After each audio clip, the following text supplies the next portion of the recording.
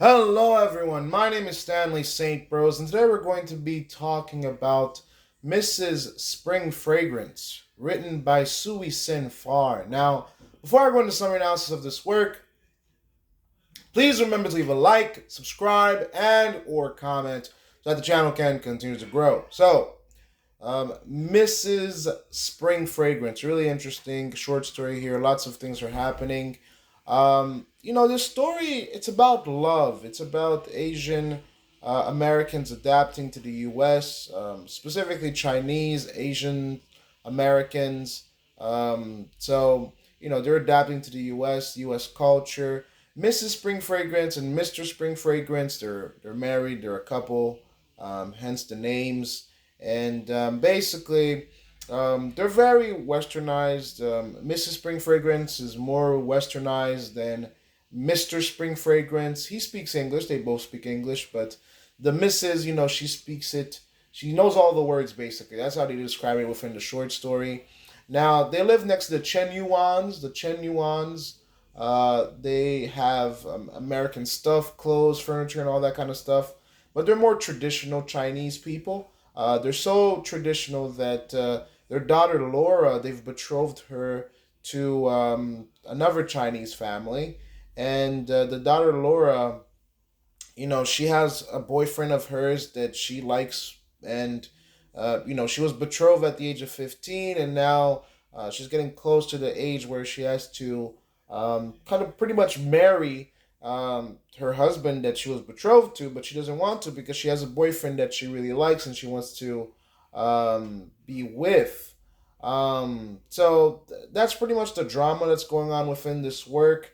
The Chen Yuans, yes, they do. They like America. They like living in America, but they're still very traditional. But the Mrs. Spring Fragrance and Mr. Spring Fragrance, they're all about America in their present, and they're more adaptive. Now Laura has this big problem. She doesn't want to accept this arranged marriage that her parents have set up, but it seems like, well, they just have to go along with it, and so she confides in Mrs. Spring Fragrance, and Mrs. Spring Fragrance tells her that it's gonna take another year until this betrothal actually happens, and she has to accept the terms. So she tells Laura to be patient, and you never know what's gonna happen within a year. And ultimately, the boy that she was betrothed to, he chooses another girl. He falls in love with another girl, and he gets married. And so Laura is free to marry her boyfriend and to be with her boyfriend. And the Chenuans, they're okay with it because the boy that Laura chooses, they're like, it's not a bad choice, so we're gonna go with it. Within the short story, we do see the love story between Mrs. Spring Fragrance and Mr. Spring Fragrance playing out. While Mrs. Spring Fragrance was comforting and giving Laura advice about her relationship, she said a quote from a Tennyson poem that says, and I'm paraphrasing here. It's better to have loved than lost than never to have loved at all. So again, that's a paraphrase. It's not word by word. That's just my memory of it. But it's pretty much a quote from Tennyson that says, "Well, it's better than to have loved and lost. To love and lose, rather than never ever to have experienced love at all." So it's a very powerful quote. And Mrs. Spring Fragrance, she uses that quote to comfort and to talk to Laura within the short story. And Mr. Spring Fragrance heard the quote, and it really bothered him. It bothered him so much that he couldn't eat, because within the short story, Mr. Spring Fragrance goes away for a while, and he's thinking to himself, is his wife stepping out? Is his wife falling in love with somebody else? Is his wife does she love me? Does she love me not? Because their marriage wasn't like Laura's.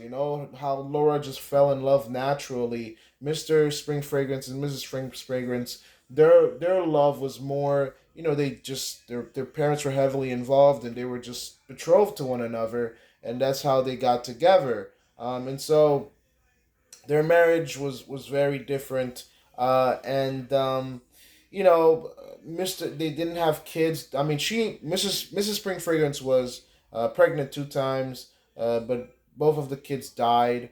And so the couple, they love each other. They love each other a lot. There's some very tender moments within the short story to show how much they love each other.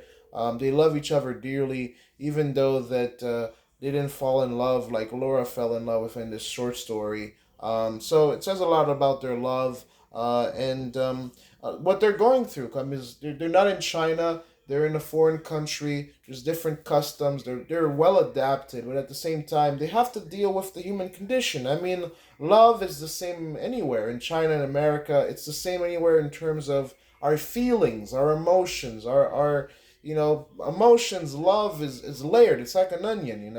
Emotions are like onions.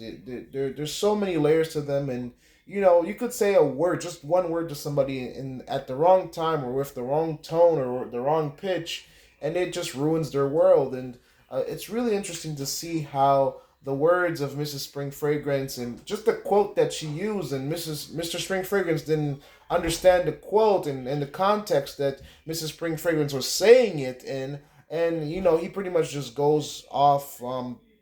He goes bonkers and just like he thinks that his wife doesn't love him anymore, that she may be stepping out on him, maybe she doesn't want to be with him anymore, and he spirals within the short story, and it does affect him. So when two people are in love, and in the case of Mr. and Mrs. Spring Fragrance, little tiny words, little quotes, it can lead to a lot of pain. So at the end of the work, everything ends up well. Laura gets married to her boyfriend.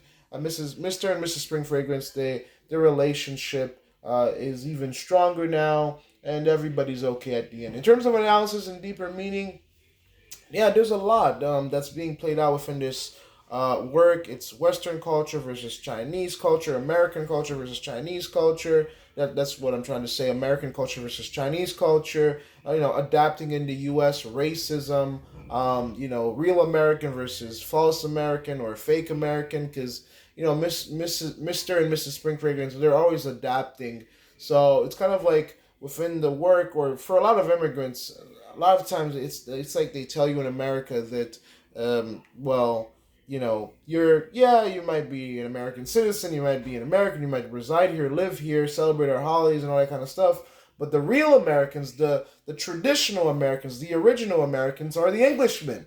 Not even Italian. All right, that's how serious it is sometimes. Like not even the Italians, but the truest true of Americans are like the English, the Irish, and the Scottish. Those are the descendants of those people from England, Ireland, and Scots. The people from there that left those not country, but that left those areas, those specific places, to come to America and to build America. The people that descend from those places are the true Americans. So, however you want to look at it, there's a lot to unpack within the short story. Um, but ultimately, it says a lot about the human condition, um, how words can affect people, um, the complexity of Chinese relationships, American relationships, and keeping word, keeping traditions, keeping face, the challenges of being an Asian in America and adapting or not adapting to the American culture. So there's a lot to unpack here. But overall, those are the things that you'll find within this short story. So please remember to leave a like, subscribe, and or comment, and I'll see you guys in the next video.